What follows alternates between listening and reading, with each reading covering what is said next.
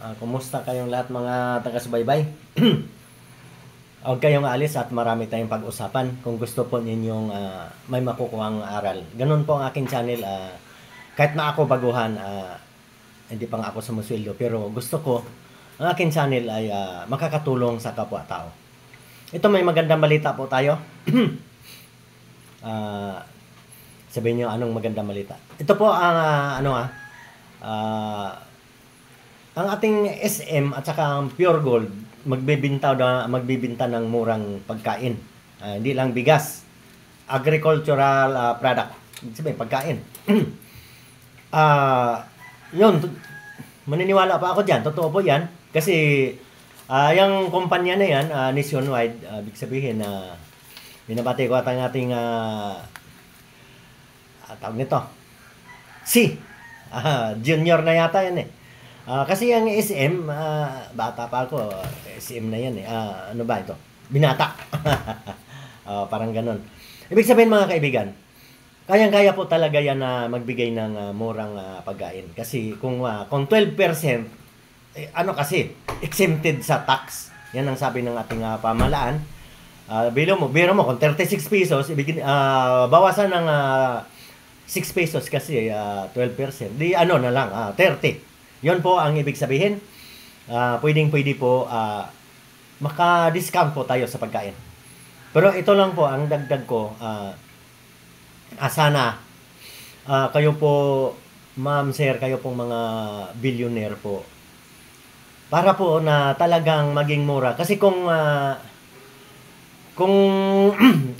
kaya halimbawa, ayan, banggitin natin talaga, SM. Kung umasa lang din po kayo na bumibili ng imported, wala rin po yan. Ang kailangan po, total nandyan na yan, pinaplano na ninyo, saka sa leader ng bansa, mag-ano din po kayo, mag-imbes sa sakahan.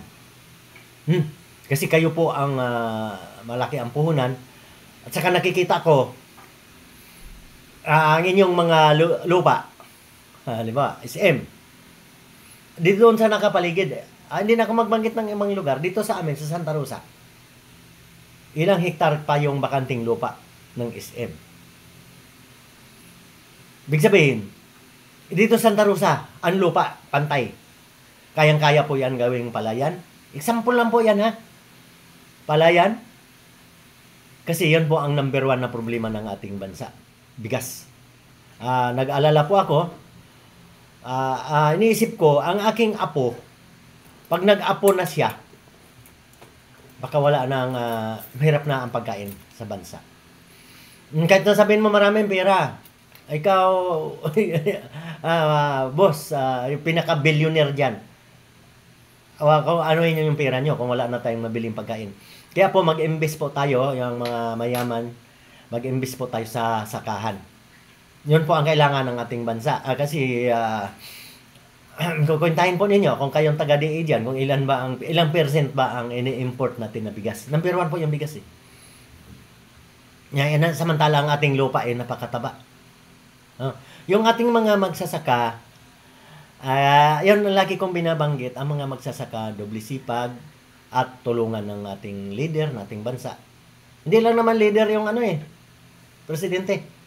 Ang alam mo sa sakahan, ang pinaka number 1 dyan na mag-alalay sa magsasaka, yung barangay opisyal. Yun po, may mga vlog tayo dyan na wag po ninyong sanayin sa katamaran. Ginagawa nyo pa ng mga basketball court. Hindi po nakabandera yung mga mukha ng mga kandidato. Hubugin po ang inyong barangay ng pagturuan ng magsaka. Kasi po, kaya po kulang na ang pagkain. Marami na pong hindi nagsaka. Pati sa isda. Alam niyo mga balita eh. Kasi alam niyo mahirap talaga mga isda. Pero kung ang ating mga big time na mga bossing dyan, o mag-imbes sa pangingisda, ay mag-alaga lang ng isda yan eh. Maraming pera yan eh. Automatic, gawin automatic yung pangingisda. Kaya po na hirap talaga. Biro mo kung mag-isa-isa ka magbahagis-hagis ka lang ng lambat dyan. Eh kung gawin nating high-tech yung ating isda, palaisdaan at saka ang ating pagtatanim, o dami pong may pera eh. Yun po sana, para po tuloy-tuloy na magiging mura ang pagkain. Yun lang kasi ang plano, natutuwa ako diyan. Ngayon lang ako, ngayon ko narinig na tama po yan, yung mga big boss na yan, kahit saan yan eh. Pero sana walang limit. Baka mamaya limitado kagaya ng kadiwa. Alam niyo, kadiwa eh maganda pero ilan lang niyan eh. Saka may limit kung ilang kilo lang nabibili. At saka ang masakit doon, ang ibang binibenta imported pa rin. Kaya talaga tutukan po talaga yung pagtatanim. Gawing high-tech. Ayan, kung ayaw naman talaga gawin ng ating mga leader, yun na lang yung mga billionaire diyan na mag-iimbest din sa sakahan. Hindi lang sakahan, lahat na. Lahat ng pagkain ka mo eh. Oo, subukan natin ha. Kailan ba mag-umpisa yan? Gusto ko maranasan din yan eh. Makikita ko na talagang mas mababa. Pure Gold, SM. Basta pagkain, magiging mura daw. Kasi biro mo, alisin ka ng tax eh. Doon sa pagkain eh. Pwede talaga yon. Biro mo, kung bumili ka ng 300 pesos, doon ba? 30 pesos na rin ang ano doon. May get ng discount. Malaking bagay po yan. Kaya po, sana, hindi lang yung puro puro plano. Ayun po na nangyari sa atin eh. Sayang lang po yung ating mga DA ng tao dyan. Puro kinukwenta paano mag-import, magkaano ang presyo. Hindi po yan eh. Kailangan yung pagtatanim. Yun na nga lagi kong pinapanawagan. Yung mga magsasaka na walang lupa, gawin na lang pong swelduhan. Ang laki-laking pera niyan sa DA. Kung hindi kaya ng mga namumuno, kumuha kayo ng mga expert kung paano magtanim. Hindi yung taga-kapisina ka na taga-kwenta ka lang ng presyo mag-import. Yung magaling talaga sa gawing high-tech ang sakahan. Kaya po ang mga alam niyo, hindi naman talaga maalis yung mga korupsyon. Yung pinapaikot lang ba? Tinatago yung mga bigas tapos para magmahal. Ay, iyak po yan kung magtanim ang ating government. Ang NFA, kung magsariling taniman, iyak yung mga yan. Yung mga nagpapaikot na yan. Di ba? Kasi kung minsan, ginaganon yan eh. Tinatago, dami nga na-read ng mga budiga, tinatago para magtaas ang presyo ng bigas. Kung ang ating mismong government ang magtanim, makakadaya pa ba yung mga yan? Mabubulok yung bigas nila. Di ba? Di ba? Kasi kung ibig sabihin, kung tayo magtanim, ang ating government, monitor mo yung ani mo. Lagay mo dun sa sariling, dapat may sariling pag-ilingan. Parang wala eh. Kaya po tayo bagsak sa kaagapang sa kahirapan eh. Pati gilingan, wala. Pinapatestes daw yan, yung mga palay ng NFA. Pambihira kayo.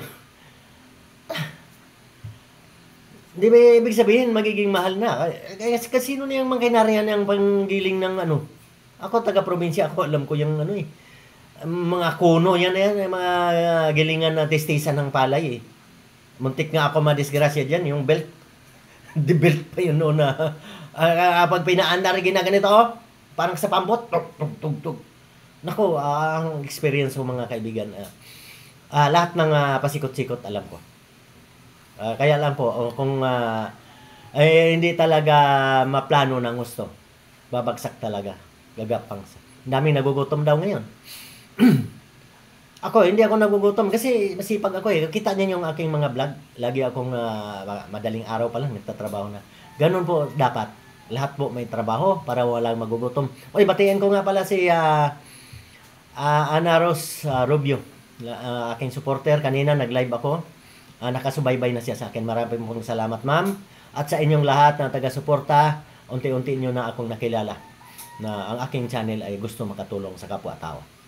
Maraming salamat. Ano bang tawag nito ngayon? Pasensya na kung mali ang aking sabi. Kung he, pak choy.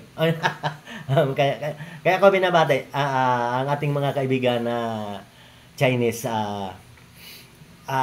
lalo na itong SM. Yon po daw ang doon tayo makakabili ng bigas. Hindi ko po alam kung kailan bigas na mura. Hindi lang po bigas, pati